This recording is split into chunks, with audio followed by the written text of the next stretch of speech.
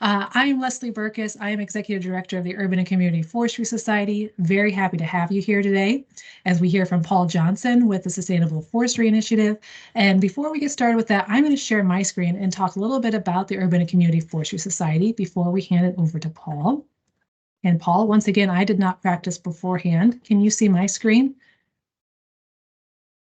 I can now, yes. Okay. Well, thanks again, everybody. So happy to have you here. As we get started, we're going to do an introduction to the Urban and Community Forestry Societies. Many of you here are members and really appreciate the members who are here. If you're not a member, hope that you'll join us when the time is right. After that, after the introduction to the Urban and Community Forestry Society, or UCFS, the acronym that we use, we'll hear from Paul as he talks about what it takes to get third-party certified through SFI's new certification. It's a lot of you have probably heard about the certification, and now comes the next steps. What do you do now? What does it mean to get third-party certified? What is the third-party verifier? You know, those nitty-gritty things that when it really needs to happen, what does that look like? He'll talk about what is required to report and preparing for an audit, again, from those third-party verifiers. And after you get certified, what do you do then? How do you keep up on your certification? So those things will be discussed here soon, and we'll have time for Q&A at the end. So for those joining us today, please drop your name and where you're from in the chat. It's so fun to see everybody, see old friends in the chat, see where people are coming from across the globe. So please drop your name and where you're from. This webinar is being recorded and will be posted later onto our YouTube channel, so you can rewatch it or share it with colleagues. This is approved for one ISA CEU, and I will be submitting those on your behalf. I'll be dropping a form in the chat at the end, so stay tuned till at the end when that form will come through. And then you all are on mute now, and we can bring you off mute at the end if you'd like to ask any questions. So the Urban and Community Forestry Society, UCFS. We are the professional membership home, and our mission is to build the confidence, competence, and camaraderie of all professionals who manage trees and forests to create and sustain more livable communities. So breaking that down further, I just kind of alluded to this. We're the professional membership home for people who make or support daily tree planting and care decisions in communities. So if you've been hired by a municipality, either as the city forester or municipal arborist, we want to be the membership home for you to help you feel connected, help you build your confidence in the decisions you're making. Maybe you're like me in my past job and you work for a nonprofit and you manage the city's tree planting contract. You are making a daily tree planting or care decision in that role. Or perhaps you're like Mike or Paul on this call, you're helping support the folks who are making those daily decisions. Maybe you're state urban forestry coordinator. You're helping support those who make daily decisions. And we want people like you at the society. We want to help you feel confident in your decisions, help you feel like you're with your people. It's really powerful to be with the folks who know and understand the work you're doing. We were founded in 1964 as a 501c6. We do have international membership, and that's largely because that next bullet point, because we're a professional affiliate of the International Society of Arboriculture. So by that, we just means we work really closely with ISA to help represent urban community forestry for the folks who are becoming members of ISA, and then they help support our mission as well. And through all that, we're also a partner in community forestry with the Arbor Day Foundation, Alliance for Community Trees, and the Urban Wood Network, and SFI is a very supportive partner as well. And all of us work together to make sure your job's easier. We want to make sure that you're able to get more trees in the ground, more trees cared for once they're there, and how do we make that easier for you so that we're all meeting our urban forestry goals. If you're not familiar with UCFS, I just wanted to go through a few of our programs and our offerings for folks. So you see here our City Trees publication. I am so proud of our publication. We have a fantastic editor and a fantastic editorial review committee that makes sure that we have really wonderful stories in there that will hit technical knowledge, like how do you keep your crews safe during hot weather when they're going to be out with an increasing temperature? How do you keep them safe? To human interest, profiling the young and emerging professionals in this career, in this profession. So there's a broad range of things, and it's free. It's an open source, so it's really great for you to be able to share with your tree boards or maybe your bosses so they best understand the work you're doing. So check out City Trees if you're not familiar with it. Our Arborist Exchange Committee program is a members only opportunity that helps pay for your opportunity to go to another location and see urban forestry in action. So if you ever have wanted to go see Washington, D.C. or Seattle or Des Moines, Iowa, see their programs in action, this will help pay for your travel and lodging to do that and just be on site. It's one thing to kind of hear theoretical ideas or case studies. What's it look like when you're there? And this is a wonderful opportunity for members to take advantage of. UCFS also offers an accreditation program that helps stamp your program, your urban forestry program, as meeting certain standards and principles for urban forestry. We had put this on hold throughout 2023 as we were talking with SFI and Tree Cities, Arbor Day and Tree City, making sure all of the programs fit together. So it's not confusing for you. Which one should you get? What's it look like? We want to make sure it makes sense and they're pieces of the puzzle that end up working together. So Paul may talk about this a little bit. I know he's got a lot to go through, but if you become UCFS accredited, it fits in with SFIs, or if you become SFI first, it fits in with UCFS accreditation. And you may choose to do more because your city or city manager, city programs want to push you to have a lot of certifications, and maybe it's more of a marketing perspective. Maybe it's more for saying, hey, we know what we're doing and we're doing it right. That's what you might tap into UCFS accreditation for, or SFI, as we talk about that more. Our conference is coming up this year. Hope that you'll join us in Chicago for the Partners at Community Forestry and UCFS annual conference. Registration will open soon. And this is a great way to learn from your colleagues and be there in person, have those wonderful connections that you have at a conference. Our Municipal Forestry Institute just wrapped up, and I hope that we have a number of people in the audience who've been part of MFI. If you are, feel free to drop what year you graduated. If you're not, hopefully you'll join us. This is beyond the technical arboriculture knowledge, and this is what does it take to lead in urban forestry. So many of you probably have a biology or a marketing degree like I did, and maybe you weren't taught those specific things about how you lead a crew or lead your staff or be really strategic in your thinking and move your programs forward. This is what this is all about, and networking with those that come from across the country and experience the same things you do and learn from them. So this will happen next February or March 2025. There is a link on our website if you want to sign up to be the first to know when we open up registration later this year. Our next learning series will be on April 18th, using evidence to prove tree-related infractions. This will be from the lawburist, who is John O'Neill. He is a lawyer with the state of DC, focused on enforcing tree infractions. And I know a lot of you end up going through that, but what does it really mean? What evidence do you have to gather to enforce a tree infraction? And he will be discussing that next in April, our next learning series. And finally, with that, if you are not a member, we really hope that you'll join us. This association is to be your voice, get you a seat at the table, be the person in your corner. So we do that on your behalf, and we help you network with people across the country so that there's strength in numbers. The power of our membership grows when more of you join. So hopefully you'll join us if the time is right. If you are a member, thank you so much. We really appreciate having you here. I'm going to stop sharing now, Paul. My screen is bouncing. Okay, are you ready? Should be sharing. Yes, I can see it. All right, wonderful. Thanks, everybody. Good morning, good afternoon, good evening, depending upon where you're located. I'm Paul Johnson.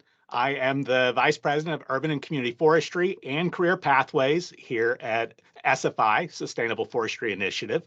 I've been at SFI for 3 years now, really brought on to help foster the development of the standard that we'll talk about a little bit today, the related certification programs, and just our general urban and community forestry programming for SFI. Previous to this, I was the state urban forestry coordinator for the state of Texas. Know many of you very, very well. Really excited to see you here, and a proud member of MFI 08. I think it's one of those things that really had a huge impact on my career, and I don't think I'd be sitting here with you right now if I had not been through MFI. So super excited to collaborate in this space with all of you.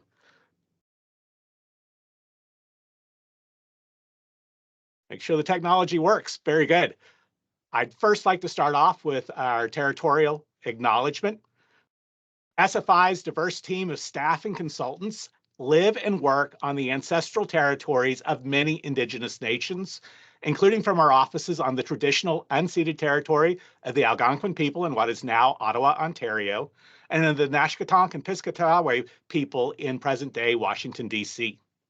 We are committed to building forest-focused collaborations that recognize and respect Indigenous peoples' rights, traditional knowledge, relationships with the land, enduring leadership in forest stewardship, and responsibilities to future generations.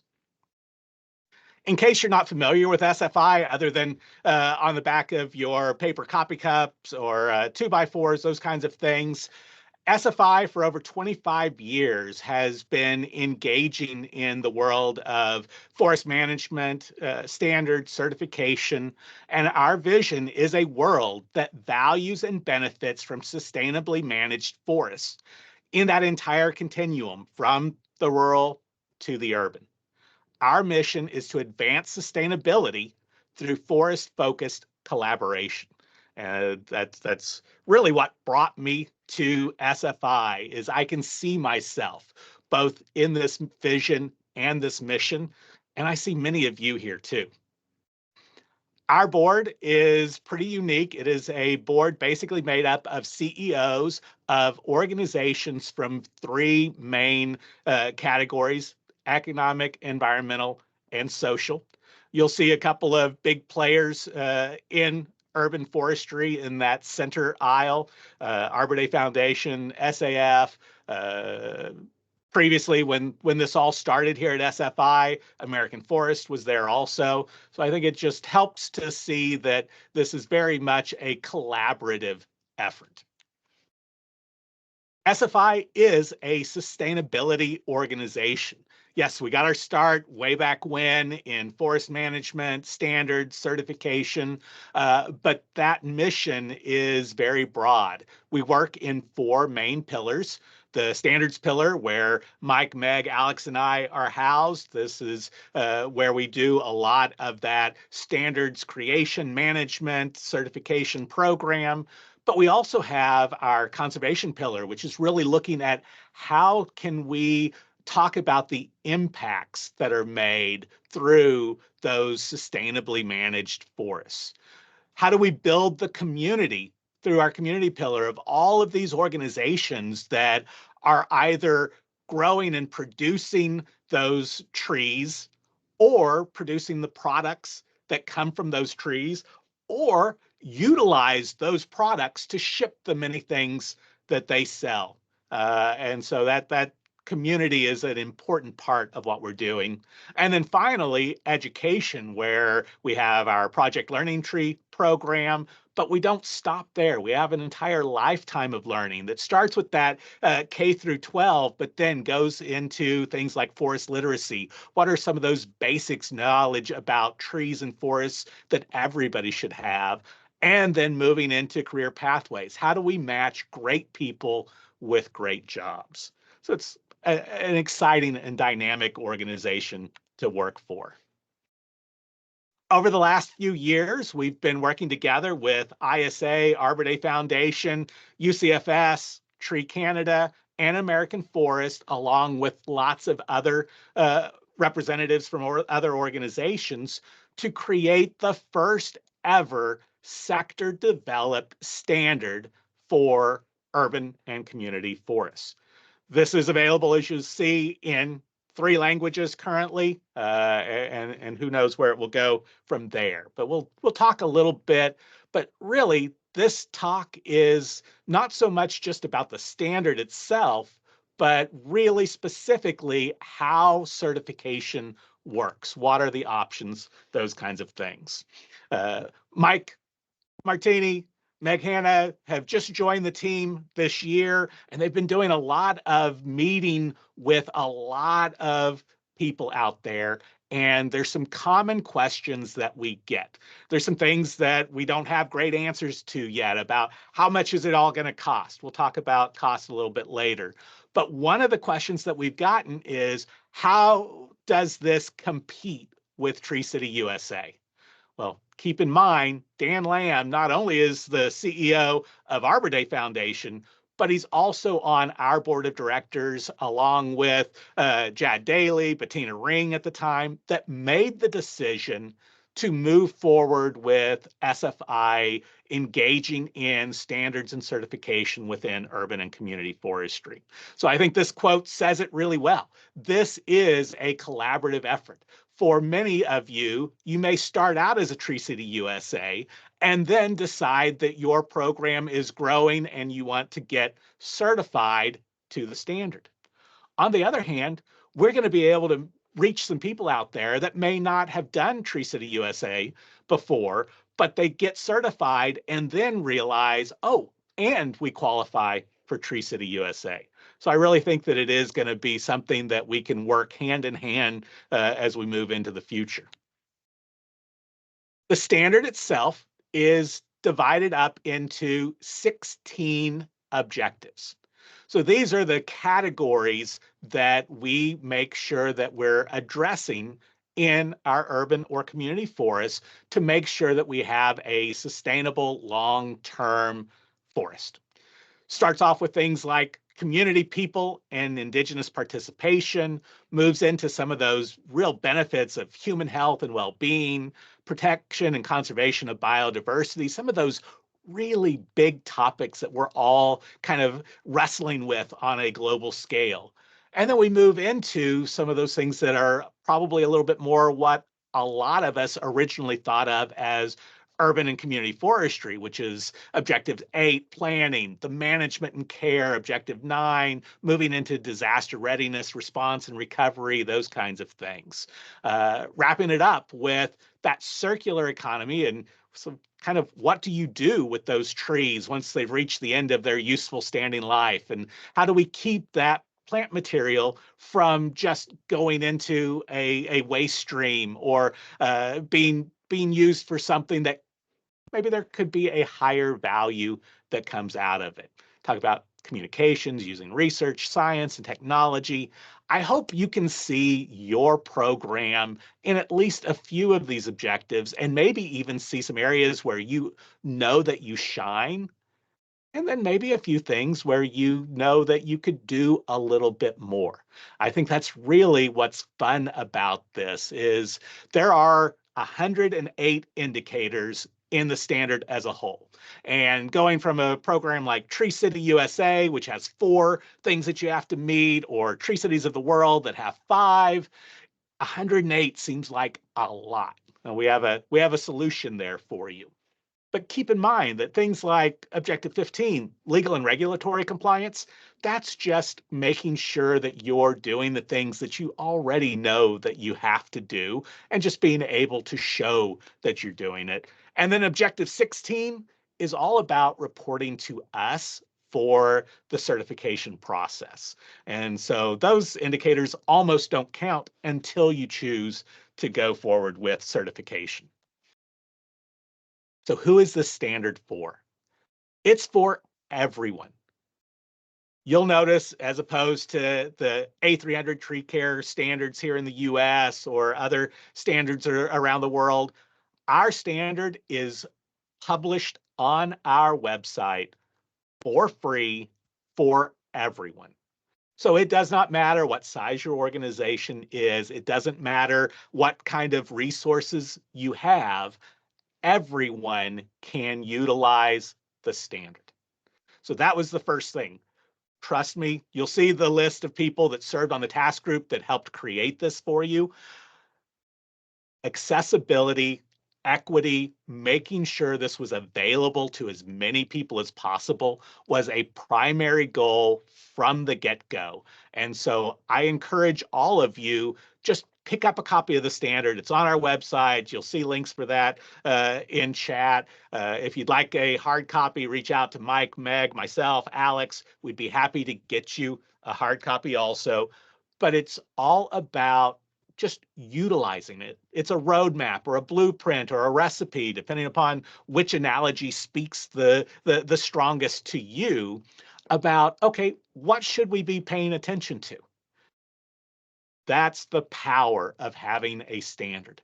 And you can go to your city manager, you can go to the mayor, the city council, your CEO, and say, here is the standard. Here are all the things we're doing great.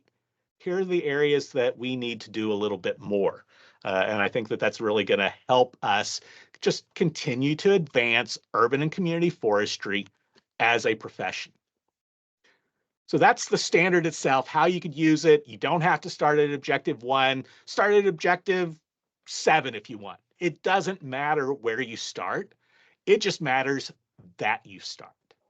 So that's the standard. Separate that a little bit. We've got other resources. We've done other presentations more about what's in the standard. But this is all Certification 101. What does this mean? I was at a meeting not that long ago in New Jersey where there was a misunderstanding about what we meant by certification. Because in the urban and community forestry sector, our certifications have always been personal, professional credentials. This is the first time where it's not you as an individual that's going to get certified, it's the forest itself that's going to be certified.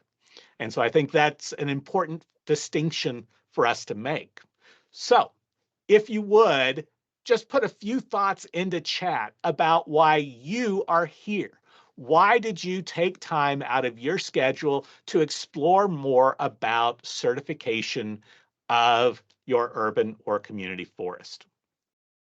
I'll give you a moment to see if there's anything in there that has kind of tweaked your thought, because I don't want to tell you why you're here. I want you to tell me why you're here, and then we can kind of see what those ideas might be.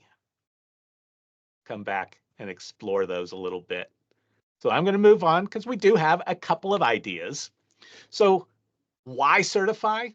Well, one is potentially to show your commitment to a healthier, safer, and more equitable community.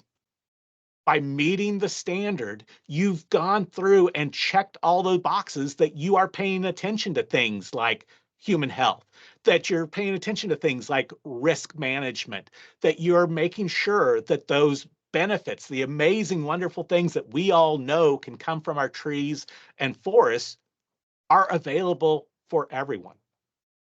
It also gives us a way to increase engagement with our people and our environment. It gives us a way to improve our performance and to be accountable for what we say we're going to do. The nice thing about a third-party certification is that you can literally prove that you are doing great work. So SFI does not actually grant the certification. We manage the standard. We helped create it. We will maintain it. And then we will help with the update on a regular basis, about every 5 years, moving forward. But there's another group called certification bodies, we'll talk more about those, that are the ones that actually come in. They're third parties that you bring in to audit your program and say, yes, we're doing a great job. They agree, and then they grant you that certification. We'll talk a little bit more about that. So the other thing that we did that's kind of unique is that we knew 108 indicators over 16 objectives seems very unwieldy. And I could see a lot of people say, oh, that's just too much. Let's not even explore it. And so we were able to come up with a way to break it up and I think make it make a lot of sense.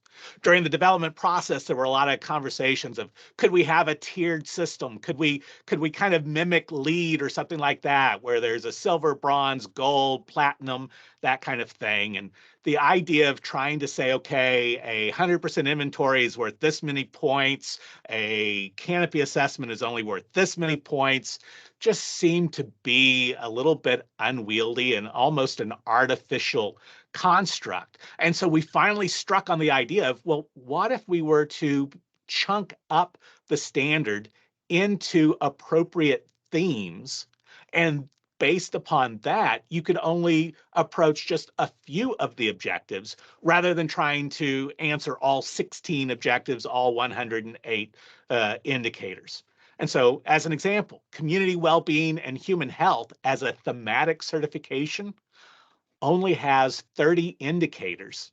And all of these require that you follow the law and that there's some level of reporting to us. So those last objectives, 15 and 16, are the same on all of these. There's about 11 indicators in that. So you really only have 19 unique new indicators for community well-being and human health. The numbers vary a little bit, but it's somewhere from about 30 to 44 total indicators per individual theme. Not only could you get certified for your urban forest improvement, but an organization could decide, well, we're doing this, but this is also important to us. And so if your community finds urban forest improvement and environmental conservation leadership as important themes for you, you can do both of those. So you can do kind of any combination that you want, all the way to comprehensive certification to the entire standard.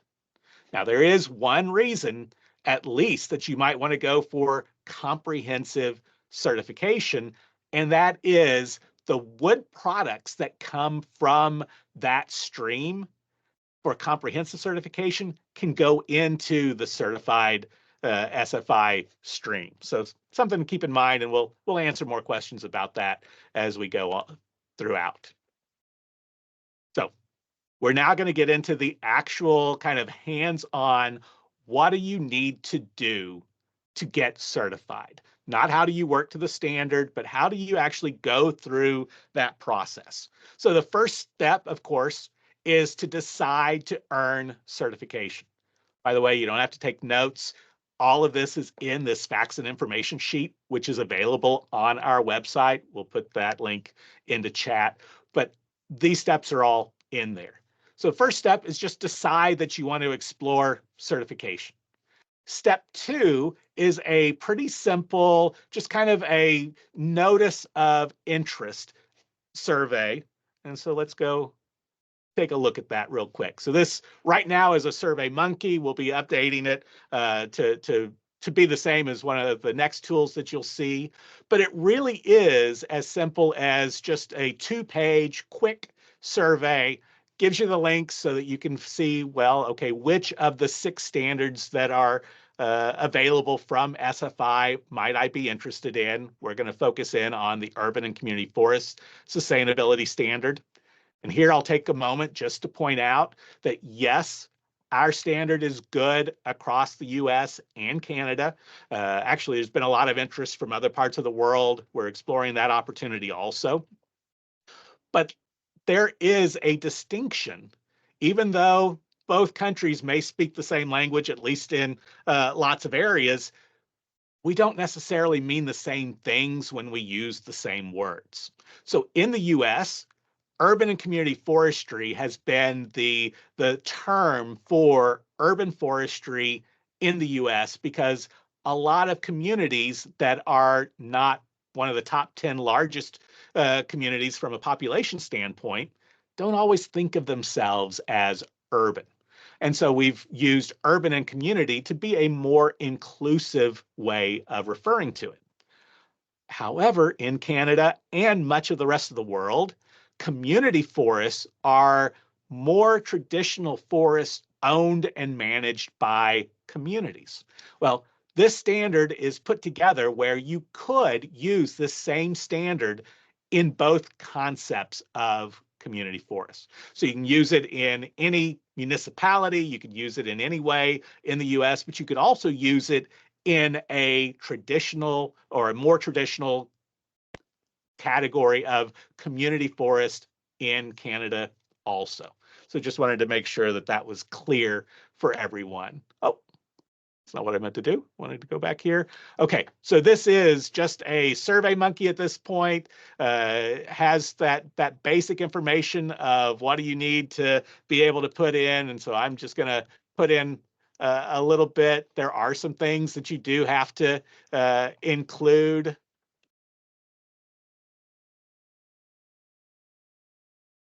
Sorry.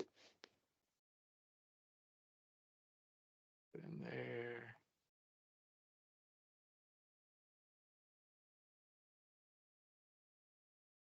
Oh yeah. And one of the things that I found out is you do have to fill out some kind of a URL for your website. So just one of those things that seems to be a little bit unique, but that's really provide any details that you'd like for your organization to tell us. Maybe you're a homeowners association, maybe you're a municipality, maybe you're a county that hasn't been able to do Tree City USA in the past.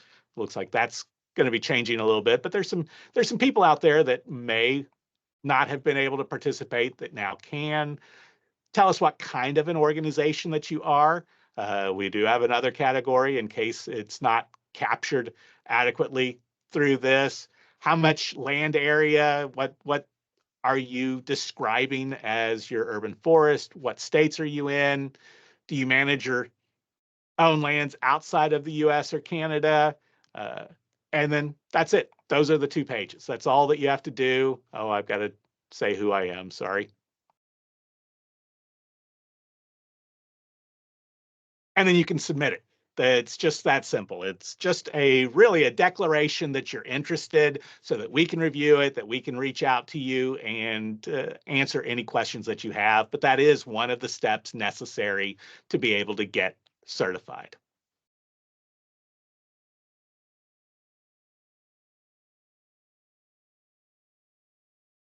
All right. The next, and I think this is the most important.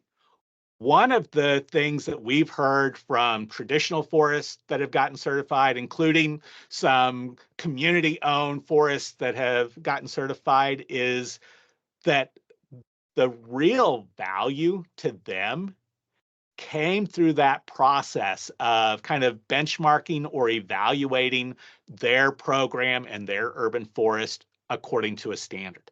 So a lot of the value just comes from saying, yes, we're going to go through this in a strategic way and say, yes, we meet these indicators. No, we don't, those kinds of things. So we decided to see if we could put together a tool that might be useful for you. And so this is the worldwide launch here at the UCFS webinar of our survey to assess your forest to the standard. Uh, Very similar. You'll see on this first page, there's some repetition to the information that you put in on the previous survey. Oops, sorry about that. But this is a tool that you will be able to use to identify where you're doing great, where you haven't done anything yet, and where you may need to focus some of your efforts. So we'll just get started. We've got just a few things in here: your organization name, your name, and your email address and phone number are some items that we need just so that we can get back in contact with you.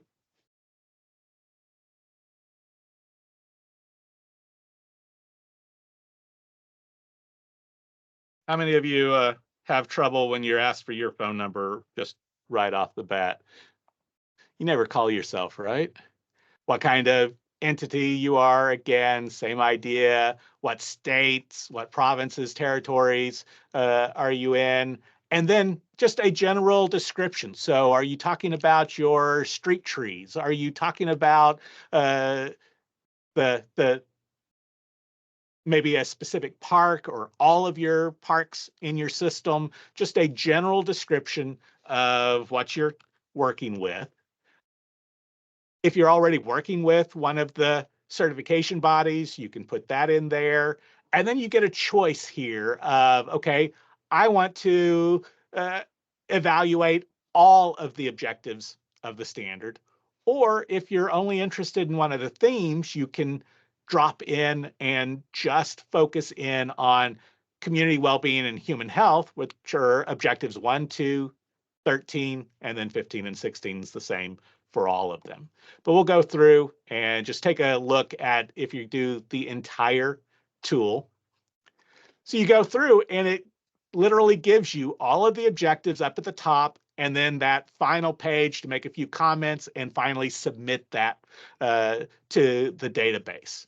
So in this, you have the actual objective title itself, the description of the objective coming straight out of that standard.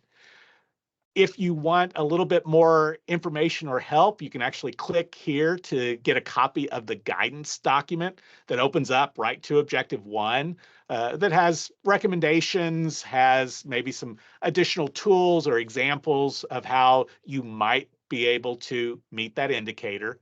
And then on the indicator itself, you select here and you say, yes, we think that we meet it. No, not yet. That is a work in progress, or we haven't even thought about this yet, but now we will. So work not yet started. Or in a rare case, there may be some of these indicators that don't apply to your organization. If you managed a corporation and wanted to get your corporate campuses certified, you may not have any natural areas. And so those indicators that are specific about natural areas, you may not be applicable, and you just have to be able to show the auditor that that indicator is not applicable for your organization. When you say yes, indicator met, it'll then show up with this text box where you could put a link to maybe the calendar that you use for those community events that are celebrating trees, or maybe there's a newspaper article about your latest Arbor Day celebration that's coming up for a lot of people. So those kinds of things, so that when you get done filling out all of this information, you will get a report that not only identifies which of the indicators you met, which of those that maybe you haven't met yet, but also how you would then be able to show that to the auditor. And so I think this is going to be a really powerful tool for you to not only evaluate, but also potentially prepare for your audit. So each one of these is a little bit different in terms of if you say work not yet started, there's no reason to have a pop-up and take up space with additional data in that case. Once you fill out all of these, or maybe you get busy, you were able to get 30 minutes, you put about 30 minutes into this, and then realize that you're going to have to come back to it. One of the great things now about this tool is that you can save it for later, put in your email address, and it will email you a link so that you can come back and the document still has all of that data that you put into it. So you can work at it a little bit at a time, go away, and then come back and continue to work on the same document. Really excited to see a few of you start to play with this and start giving us some feedback about how does this work for you and the way that you work uh, in your community. Maybe you're working on Objective 1 for a little bit, but then you decide, okay, I'd rather jump ahead to Objective 9. It's just that easy. So you can jump around within this survey tool and fill out the parts that you want. Once you get that link to that original document, you can then share that link. So maybe your department does objectives 1, 2, and 3, but maybe a different department does objectives 7, 8, and 9. And so you can then share that one document across multiple people, and all of you be able to fill out that information. And then once you're done with as much of it as you want, you can make any final comments to us, and then you can submit that, and it will automatically send you a PDF of that report. Plus, we get that information. And so if you decide, oh, well, it might be more useful for us as a database or an Excel file, something like that, we'll be able to work with you on being able to get that information back to you in the format that is the most useful for you. All right. So that is the new worldwide uh, uh, release of this tool. I'm sure that there will be some continuous improvement, but those of you that are interested, please start playing with that tool a little bit, get the link, go through, make sure that it works well. I'll tell you, it works well with almost every browser out there that we've tried, other than the one that I use the most. I had one that's more security focused that caused a few problems early on. So for the rare one or less of you that use Brave, reach out to me. I'll show you how to be able to utilize that browser and not have to switch over to Safari or something else. So you've decided to get certified, you've filled out that initial pre-application form, then you get prepared for the audit. The survey tool is just one way. You do not have to use our survey tool, but it is there if it's helpful for you. And then once you're prepared, you know that you think that you meet all of the indicators for either a theme, multiple themes, or the full standard. Then it's time to get audited. And how do you do that? Well, it's a fairly simple process in that, again, I said there were third parties that actually come out and do this. So depending upon your purchasing and contracting requirements, most of you will probably go out for bid in one way or another, maybe a request for proposal, something else like that, to let people know that you're interested in being audited to be certified to the SFI Urban and Community Forest Sustainability Standard. There are multiple of these organizations that you see on the screen here that are accredited for forest management standard. They are in the process of getting their accreditations expanded to include the Urban and Community Forest Sustainability Standard, but they all need that initial client to do that accreditation audit. So for the first person that each of these organizations work with, not only will they be auditing you, but the accreditation bodies, ANAB and SCC, will be auditing these certification bodies. So it's kind of an interesting process, but all of our standards are built according to the ISO standard for these certifications, and therefore there's a process to go by.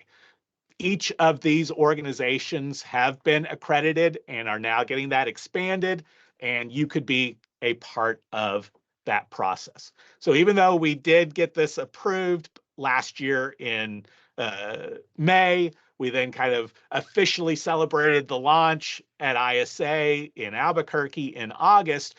It's still a process to get organizations to that point where they're ready to get audited and actually get certified.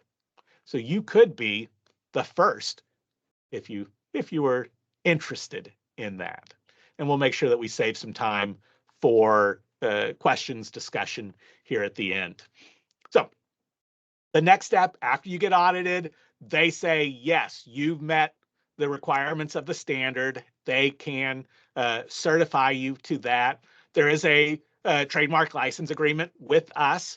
That is part of the way that we have a long-term sustainable program at SFI. We do look for other resources also, but a lot of the resources that we have to utilize come from our trademark license agreements. And then you can use those trademarks, you can make claims based upon the certification that you have earned, either a theme, multiple themes, or the comprehensive certification. If you have any questions, please reach out to any of us on this team. I haven't mentioned Gregor before, but Gregor is our standards and certification guru for SFI overall. He'll be the first one to tell you that he's not so much in charge of the urban and community forest sustainability standard, but if you have questions just about getting certified, if you have questions about maybe how to become an auditor, how to become an accredited certification body, he can help out with those. Meg, Mike, newer to the team, but absolutely vital. Meg's focusing in primarily on Canada, Mike focusing in primarily in the United States, and then Alex is our coordinator. She's been my right hand for quite some time now, and so you can always reach out to her, and she can help you find the right one of us to reach out to.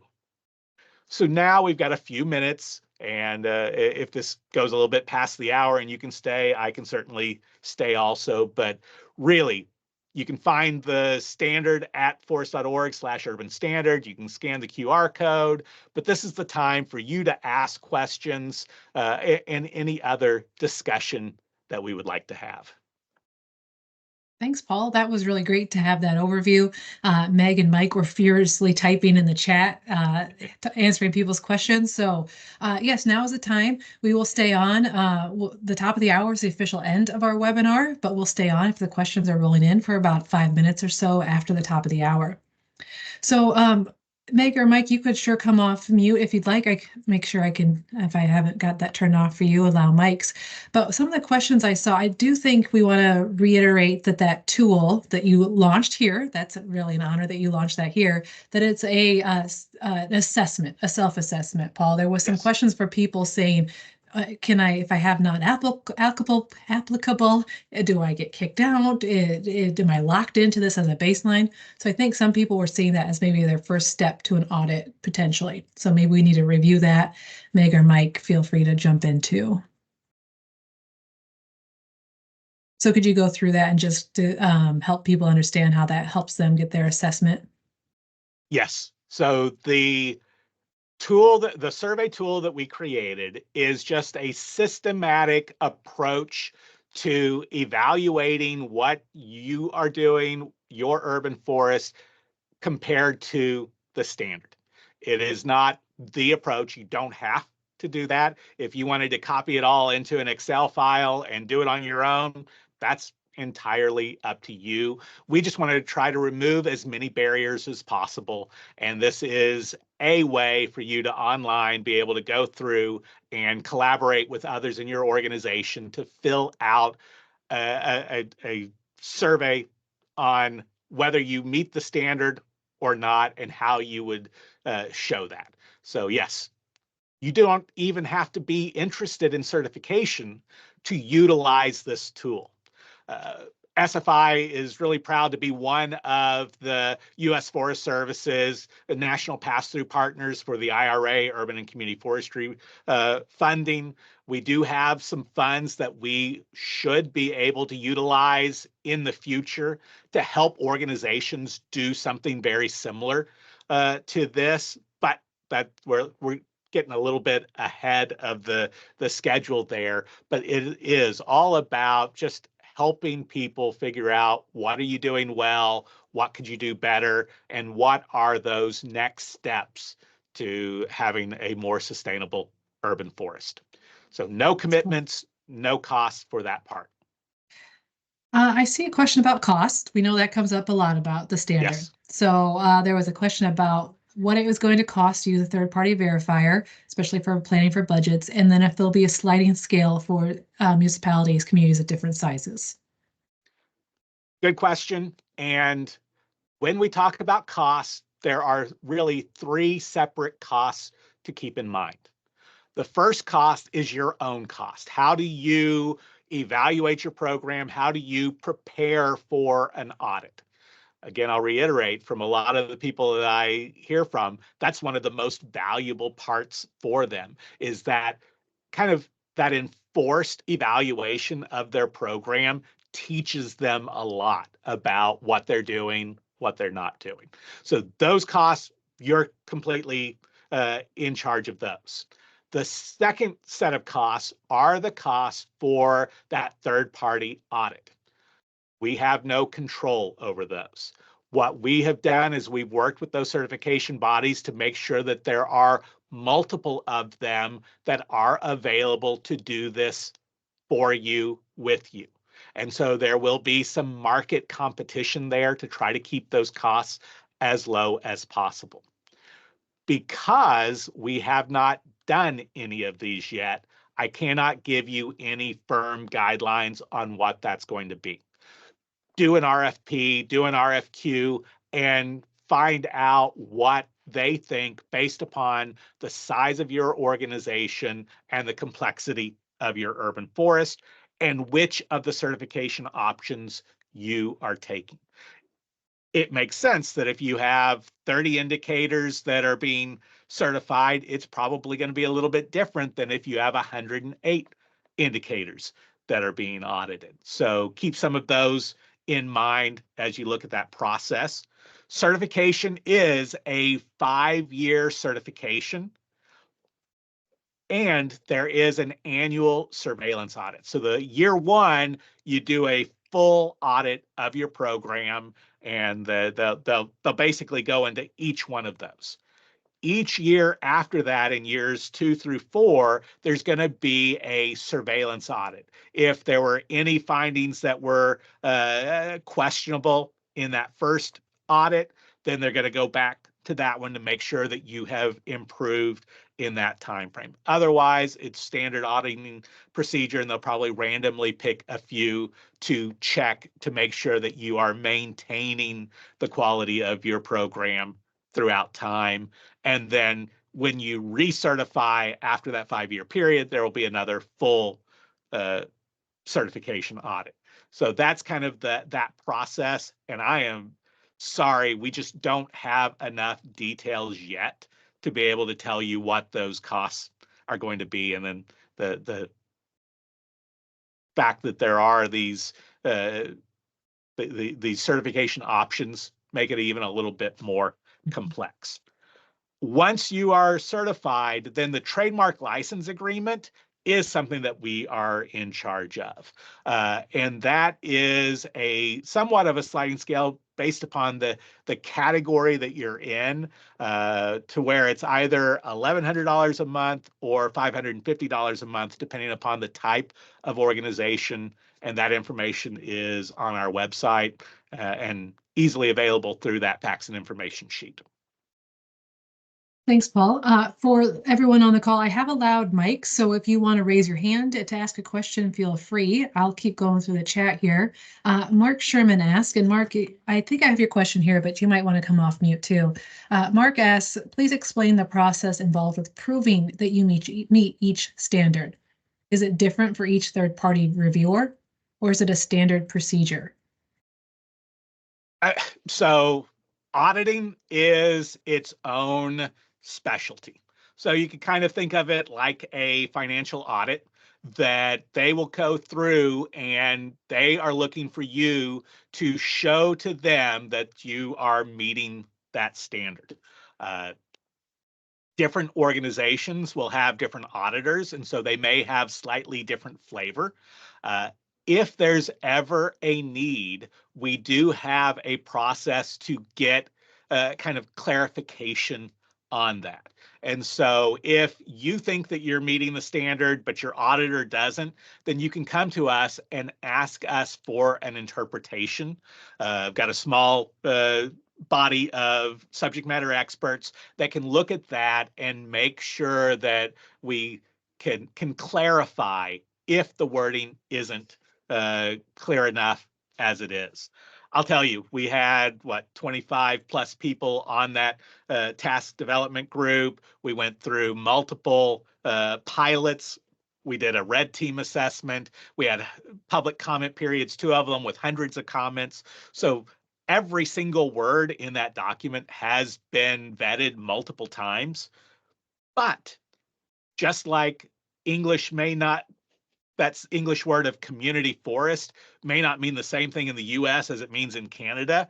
There are a lot of terms that on the West Coast versus the East Coast may be slightly differently interpreted. And so we do the best that we can to create a clear guidance for that process. Thanks. I saw a question here about promotional materials, asking about signs available, names, so like things that they could help prove to their communities that they've got it and make sure that they're marketing it. What do you see the future for that looking like? Indeed, we are working on those plans now. This is a great slide to be on here. So immediately, you will be able to utilize this trademark appropriately. So if you get certified to the comprehensive standard, you get to use this full graphic with all four of those themes identified. You can make the claims off of each of those themes.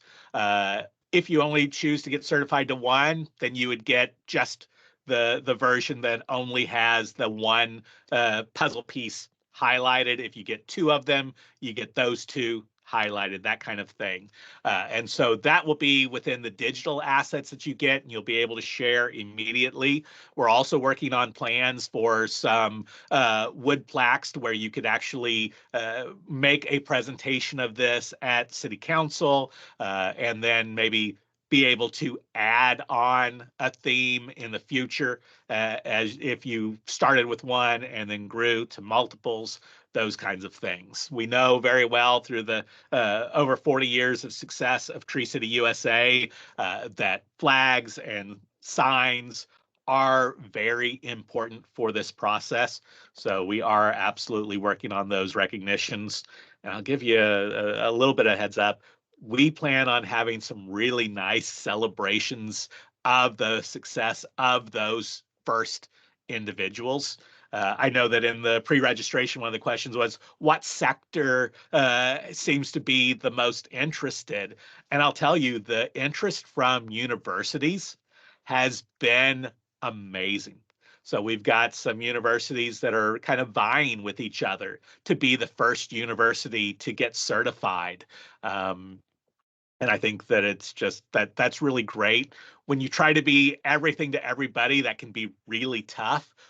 And so we're not expecting to have single family residential properties that want to go through this process to get certified. But if somebody was properly motivated, we don't want to stand in the way either. We know through the Habitat Council, we know through different avenues, there are a lot of people out there that like to celebrate the great work they're doing. And so we want to make sure that this tool is available for that also. Thanks, Paul. As we're getting close to the top of the hour, if you're looking for ISA CEUs, I just dropped the form in the chat so you can fill that out. I will submit that on your behalf, but you'll enter in your ISA certification number, email, name at that form. If there's more questions, please keep putting them in the chat. We'll keep going here. Paul, I did have a question, and maybe you Yes. covered this, and I'm just gonna like be the naive person here. Like, how do I call a third party person up? Are they on your website? Are their names you had them listed there? I go to the website and they'll all be there, and I just like call them and say, hey, I want to certify my city. Or do you reach out to them via email? What would that process look like to somebody? The answer is yes, they are all identified on our website. When you go to that how to certify page, or if you go through the link on the facts and information sheet, it'll take you right to that resource. And within each of those, not all of the logos on that page have expressed interest in expanding their responsibility, their accreditation to the urban forestry. So we've identified those that have expressed interest. Okay. And as I said, there's at least four of them that are interested and ready to go. And we're working hand in hand with some others to make that an even larger list. So yes, you can reach out to them directly. You can also you could also do a RFP or an RFQ, depending upon what your process is, and promote that and make sure that you send it to them so that you get a little bit of that competition going. I mean, I think that's one of the great things about the fact that there's been so much interest in this, is that we're not dealing with a sole provider situation where they can charge whatever they want. We've let everybody know that this is a price sensitive sector. This is a new concept for us in urban and community forestry. But keep in mind, there's more resources out there right now than ever before. NASF, National Association of State Foresters, has made a very strong statement that they are supporting SFI's standard and the certification process. So if you're in the US, reach out to Mike, reach out to your state coordinator, because there are some states that are going to be able to help with that resource side of things as you're looking at things like going for certification. And so don't think that you have to do it all by yourself, at least initially. And so just, if you're interested, reach out to anyone on the team and we'll help you kind of figure out what your next step is and how to just have a more livable, sustainable urban forest. Thanks, Paul. Well, we are right at the top of the hour, so that's a perfect place to end. If you were following on along in the chat, Meg and Mike are available to even, sounds like, come to you. If you need some help and support, get on a phone call with you, maybe come to your community to meet more. I will drop the ISA CEU form here in the chat again. Thank you to our members of the Urban and Community Forestry Society. Your membership helps make this possible, helps make all of our programming possible. If you are not a member, really hope that you'll join us when the time is right. Thank you, Paul. There's your email address if people want to reach out to you. I am pasting the form right now for the ISA CEU form. Until next time. Thanks, everybody. Appreciate your time. Wonderful. Thank you all very much. Thanks, Paul.